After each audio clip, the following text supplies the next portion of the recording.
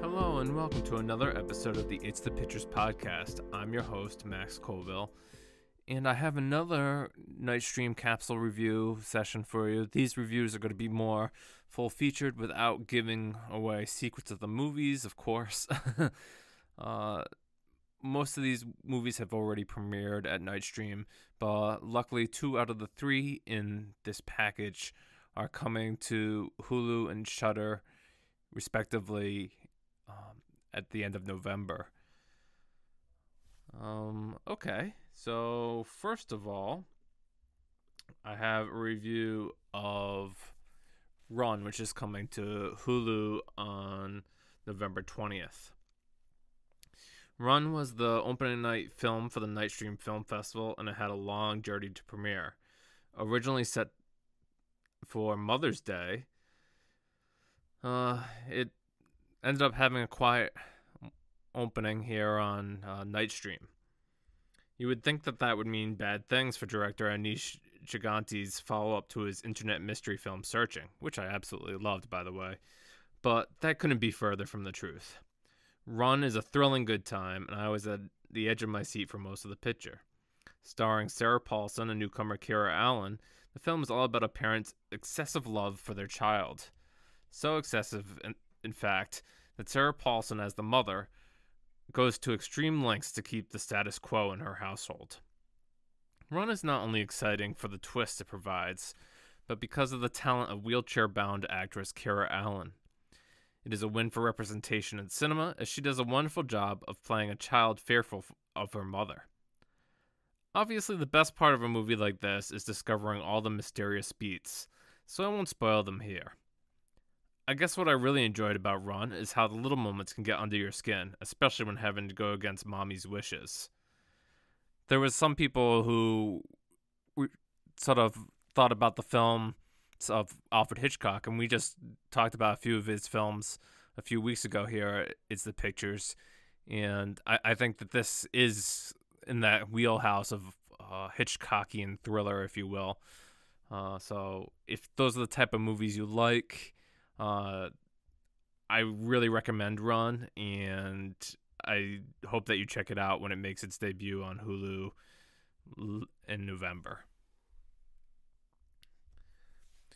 The next film I saw was a film called Frank and Zed.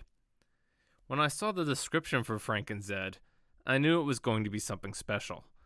A puppet horror movie? Yes, please. While there have been movies lately about puppets behaving badly, just look at the poorly reviewed Happy Time Murders, for instance. Frank and Zed goes for a much different approach. But before we get there, let's talk about the mammoth process that went into making the film. Director Jesse Blanchard knew he wanted to make something a little more involved after his first short, Shine, connected with viewers. That short features some barbershop singers who fall victim to creatures outside of the light. Remember, this is all puppetry. Shine ends up being a mixture of extreme violence and humor. I mean, here are these puppets getting absolutely decimated. Well, that sentiment continues in Frank and Zed.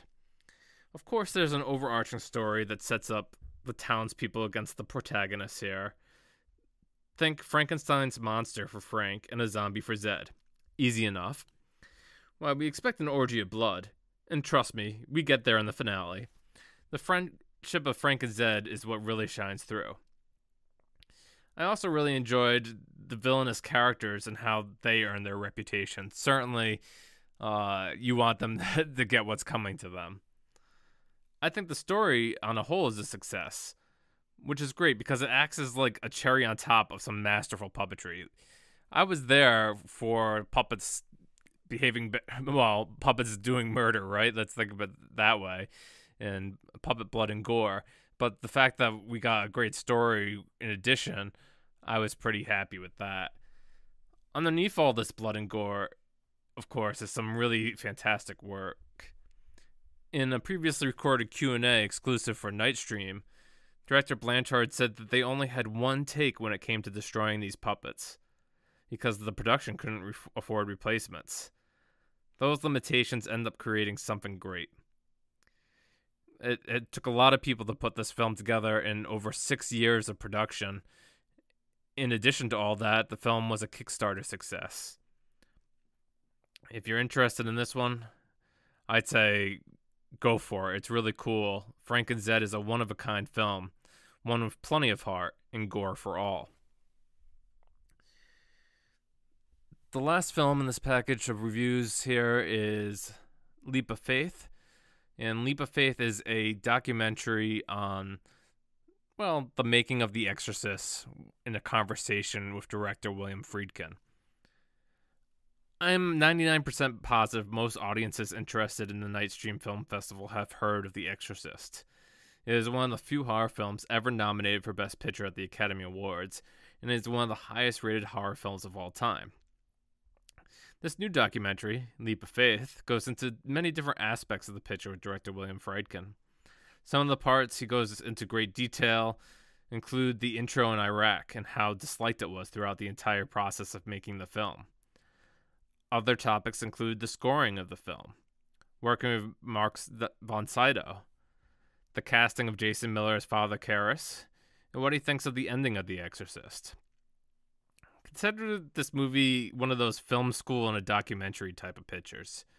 Friedkin often talks about his love of art and movies, name-dropping art as the only influence for The Exorcist, and sharing his love for movies like 2001: A Space Odyssey and Citizen Kane. The movie also shows that in his journey towards perfection, Friedkin mentions how frequently he alienated his peers. I guess when a director is really trying to get his best vision, he can step on some toes, but in the course of this documentary, it seems like he really alienated some people poorly, and it's kind of sad to think about. I'd say that The Leap of Faith isn't much more than a director reminiscing on one of his most acclaimed works, but I think fans of The Exorcist and film study fans in general should find this pretty interesting. If you're into classic horror movies and wonder how they're made, or just want to hear a director wax about like some of his choices in an acclaimed film, then I think there's a lot that you can get out of Leap of Faith. If you're not really interested in the background of how a movie is made and maybe seeing The Exorcist is all you need, then you don't really need to see this. I'd say give it a skip, and you wouldn't have missed much. Myself, I found that I got a lot out of it, and stuff I didn't know about The Exorcist for sure. Leap of Faith was recently acquired by Shudder as an exclusive, and it will premiere on the service on November 19th.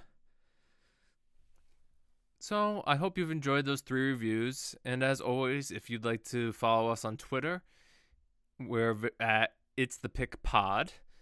I'm on Twitter at MH Colville. John is on Twitter at John L. Gilpatrick.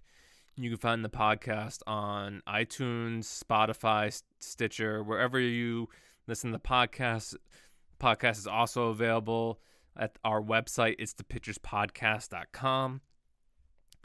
I have one more of these coming out soon, and I hope you've enjoyed it. Nightstream Film Festival is still going on for rentals as of this recording, I believe. And I really enjoyed my time covering the festival. And stay tuned for 2 more reviews. Thanks.